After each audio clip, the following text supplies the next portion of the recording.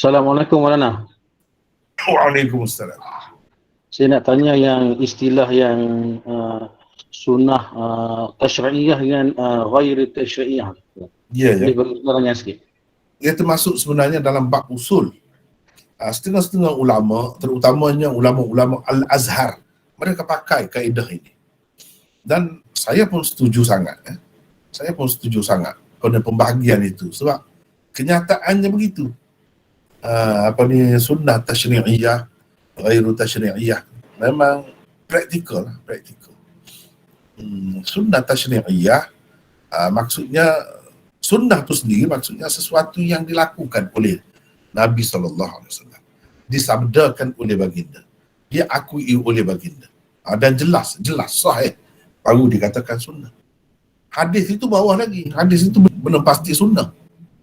Hadis boleh hadis maudhu', boleh sunnah tak ada maudhu'. Kalau sunnah mesti yang sahih dan maklum umum diguna pakai. Misalnya puasa 6, puasa Isnin Khamis, itu kalau puasa sajalah. Yang lain-lain pun sama. Memang diamalkan oleh sahabat sekian ramai. Itu baru sunnah. Kemudian sunnah ni ada tasyri'i, ada ghairu tasyri'i. Sunnah tasyri'i yang ada kaitan dengan hukum syariat itu. Mungkin ia wajib, mungkin ia sunat, boleh pahala kalau kita buat, tak berdosa kalau kita tinggal. Mungkin ia hanya harus sahaja, mungkin ia makruh, dan mungkin haram. Itu sunnah tasyri'iyah, dia terikat dari sudut itu. Ghairu tasyri'iyah, yang Nabi SAW buat juga, tetapi tak mestinya kita boleh buat. Nabi buat, memang Nabi buat. Boleh jadi ia sudah mansuh. Sunnah itu sudah mansuh. Menghadap kepada Baitul Maqdis, memang sunnah. Lama juga, setahun lebih menghadap kepada Baitul Maqdis. Tetapi kita tak boleh buat itu. Itu berkait dengan asalnya tasyri'iyah. Kemudian kita tak boleh buat juga. Kalau ghairu tasyri'iyah ini ialah tak ada berkait dengan agama, dengan ibadat apa semua, tak ada berkait. Ghairu tasyri'iyah, tidak berkait dengan semua itu. Dan kalau Nabi ada buat pun, ia sebagai sesuatu yang harus pada dasarnya. Dan Nabi buat, kira-kiranya haruslah. Kalau kita nak buat pun harus juga. Ia tidak mendatangkan pahala yang lebih kalau kita buat, sebab lebih berkait dengan keadaan sekeliling atau masyarakat semasa, atau kemajuan dan perkembangan dunia semasa itu. Misalnya Nabi makan roti misalnya. Nabi tak ada dalam hadis tersebut mana hadis dia pernah makan nasi, tak pernah. Ada makan roti. Jadi adakah makan roti itu suatu kelebihan mendatangkan pahala kepada kita? Kerana Nabi makan roti? Jawabnya tidak. Sebab makan roti itu termasuk dalam adi atau jibilli, termasuk dalam itu. Terikat dengan zaman, dengan tempat. Dan kita nak tahu tasyri'i atau bukan tasyri'i, ini kita kena tengok itu. Orang kafir ada buat ke tidak? Orang kafir semasa Nabi itu makan apa? Makan roti juga. Jadi ini menunjukkan roti itu bukan termasuk dalam sunnah tasyri'iyah. Kita nak kata wajib ke, tak boleh. Kita nak kata sunnah dengan arti boleh pahala ke, lebih ke, makan roti itu susah lah. Kalau macam tu kita orang Melayu makan roti tak kenyang, kena makan nasi baru kenyang. Susah lah kalau macam tu. Tetapi kita kena paksa diri juga sebab nak dapat paling tidak pahala tu sunat, sunat dengan makna dapat pahala kalau kita buat itu. Adakah begitu? Jawabnya tidak. Cuma berkenaan dengan makan roti ke makan apa ke, makan dengan tangan kanan, itu sunnah tasyri'iyah. Sebab orang kafir tidak terikat dengan tangan kanan itu. Tangan kiri boleh makan, tak kira dia. Kemudian baca bismillah nak makan itu. Lepas makan begini, ada bacaan-bacaannya. Itu sunnah tasyri'iyah. Makan roti itu sendiri bukan sunnah tasyri'iyah. Kita tak perlu terikat dengannya. Itu dia berkembang mengikut zaman, berubah-ubah. Dan kita boleh mengikut peredaran zaman, perubahan zaman. Macam zaman Nabi, pakai pelita, mana pakai elektrik. Jadi kita nak pakai pelita juga sekarang ni. Padahal Nabi pakai kan, tiap-tiap malam nak kira-kiranya pakai. Sunnah lah tu. Tapi sunnah tu sunnah apa? Tasyri'iyah ke atau ghairu tasyri'iyah? Jawabnya ghairu tasyri'iyah. Sebab Nabi tidak hendak ikat benda tu untuk umat dia ni dengan benda tu, tak. Jelas kalau ikat begitu jadi menyusahkan. Itu mengikut perkembangan zaman. Zaman tu setakat itu baru ada kemajuan. Seorang Nabi pun dia terikat dengan zaman tu dari segi kemajuan duniawi ni. Maka kita tak perlu terikat lah. Kita pakai elektrik pun tak ada salahnya. Tak ada salahnya. Boleh saja kita pakai elektrik pun. Bahkan itu lebih cerah lagi. Kalau Nabi SAW ada di zaman sekarang ni, dia pun akan pakai elektrik. Kira-kiranya. Sebab dia suka sangat benda-benda yang maju. Kita kata naik unta, dia naik kuda untuk sampai cepat. Untuk sampai cepat. Kira-kiranya kalau sekarang ni dia ada kereta, kapal terbang pun dia akan naik juga. Sebab apa? Dia tidak berjalan kaki dulu. Dia naik unta tu untuk apa? Untuk sampai cepat. Naik kuda tu untuk apa? Untuk sampai cepat lah, lebih cepat lagi. Jadi kita kena tengok makna dia tu. Maksud daripada setiap perbuatan Rasulullah SAW. Jadi kita kata itu semua tidak tasyri'i. Tidak terikat dengan hukum itu pada dasarnya. Cumanya kalau kita guna pelita, haram ke? Tak haram. Boleh sajalah. Cumanya ketinggalan lah kita kalau kita guna sekarang ni. Gitu saja.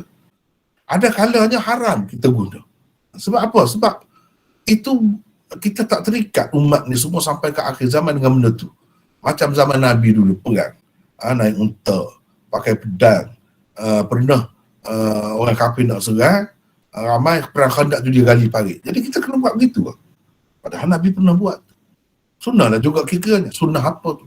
Ghairu tasyri'iyah. Sebab apa? Sebab tidak diikatkan kita dengannya. Zaman dulu adalah gunanya buat parit tu. Ketika paling hebat pun kenderaan dia kuda tu akan jatuh dalam tu. Dan kuda tidak boleh melompat setinggi itu. Jadi mudahlah orang yang jatuh dalam tu dipanah ke, ditombak ke, boleh. Tapi zaman sekarang ni orang pakai peluru berpandu. Buat 100 parit pun tak ada guna. Bahkan kalau kita buat tu buang masa, bukan tenaga saja. Dan kita nak pakai pedang lagi dalam keadaan orang dah pakai apa-apa senjata ni. Tak kena lah tu. Itu sifat sunnah ghairu tasyri'iyah. Ia bersifat semasa, bukan untuk semua masa. Dan tidak berkait dengan ibadat. Ia berkait dengan dunia, keduniaan. Benda-benda macam itulah. Itulah secara ringkas lah. Ghairu tasyri'iyah tu macam tu. Cuma dalam keadaan-keadaan tertentu kita guna boleh tak? Boleh. Ya harus. Sebab Nabi pernah guna. Sekadar itulah. Tapi untuk kita guna sepenuhnya, tak boleh. Bahkan jadi salah tu. Tidak bijaksana dalam keadaan sekarang ni. Sebab orang mari dengan jet, mari dengan kapal terbang, mari dengan helikopter, tak ada guna parit tu. Tak ada guna parit. Jadi kita pun kena beredar mengikut zaman lah. Sebab itulah dalam Quran kata wa'iddu lahum mastata'tum min quwwah. Ikut apa-apa pun kekuatan yang boleh kita dapatkan, kita kena dapatkan, usaha, sediakan. Begitu. Benda-benda beginilah. Tapi kalau sembahyang tu tentu dah orang kafir tak sembahyang. Kalau sembahyang, itu sunnah tasyri'iyah lah. Tapi benda-benda dunia ni begitu. Sebab itulah kita tengok ulama-ulama ni dia nampak macam tak tetap. Setengah-setengah tu orang tak belajar mana, dia kemas sangat pegang tu dengan jubahnya, dengan serbannya kuat.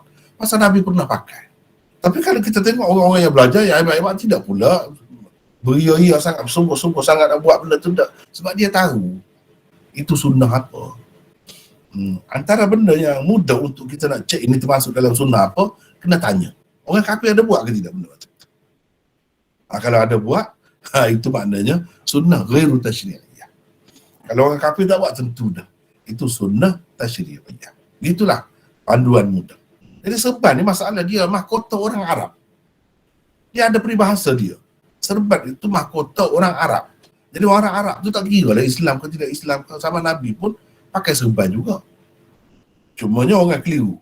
Ada dalam hadis tu kan sebut farqu bainana wa bainal musyrikin al-amaim 'ala al-qalalis. Dalam Abu Dawud. Orang keliru tu Nabi sebut itu. Beza antara kita dengan orang kafir serban di atas songkok, atas pia tu. Dia tidak faham. Yang tu dalam menghadapi kafir mana? Musyrikin mana? Musyrikin yang tak pakai serban tu bukan Arab tu. Macam Parsi, macam apa tu. Tradisi dia tak pakai serban. Dalam menghadapi musuh yang macam tu. Kenalah, ini macam uniform lah, macam uniform. Askar pakai macam ni. Askar kita, ini pakaian dia.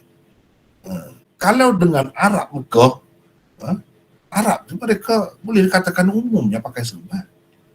Sebab itu ulama kata ini termasuk dalam sunnah ghairu tasyri'iyah. Tapi dah setelah lupa, dah orang lupa, tak tahu apa ni kafir ke tidak kafir kau pakai, cuma ingat Nabi tu pakai serban.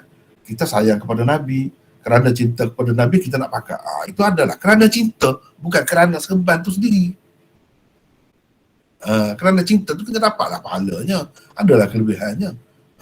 Tetapi kalau kita sedar hakikatnya benda ni macam mana, tak perlulah kita bersusah payah. Pakai tungkak ke, zaman Nabi dulu pakai tungkak. Jadi kita nak pakai tungkak, sibuklah naik kapal terbang tu, sibuk pula. Orang tak bagi kita naik pakai tungkak. Padahal kita boleh berjalan biasa pun. Kita tak tengok zaman itu. Zaman Nabi dulu ada ular, ada macam-macam binatang buat di tengah jalan itu. Sebab itu sunnah pakai tungkak.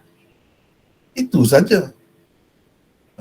Dalam keadaan sekarang ni tak diperlukan, tidak perlukan, tak adalah, tak perlulah. Benda tu benda dunia. Benda dunia.